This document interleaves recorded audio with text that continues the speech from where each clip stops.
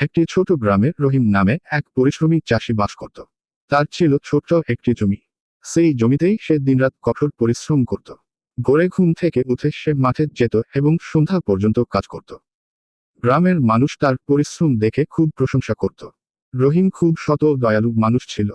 গ্রামের কেউ সমস্যায় পড়লে সে সাহায্যের হাত বাড়িয়ে দিত। নিজের কাজের পাশাপাশি সে অন্যদেরও ভালোভাবে চাষাবাদ করার পরামর্শ দিত। এক বছর গ্রামের অনেক মানুষ অলসতার কারণে ঠিকমতো জমিতে কাজ করেনি। কিন্তু রহিম কখনো অলসতা করেনি। সে নিয়মিত জমিতে পানি দিত, আগাছা পরিষ্কার করত এবং ভালোভাবে ফসলের যত্ন নিত। কখনো রোদ, কখনো বৃষ্টি, কোনো কষ্টই তাকে দমাতে পারেনি। কয়েক মাস পরে মাঠে সোনালি ধান পেকে উঠল। বাতাসে দুলতে থাকা ধান দেখে রহিমের মন আনন্দে ভরে গেল। অন্যদের জমিতে ফসল কম হলেও রহিমের জমিতে প্রচুর ধান হলো।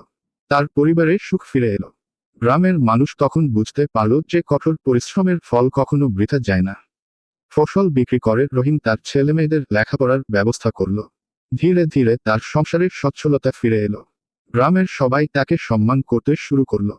এই গল্প থেকে আমরা শিখতে পারি যে পরিশ্রম, সততা ও ধৈর্য মানুষকে সফলতার পথে নিয়ে যায়।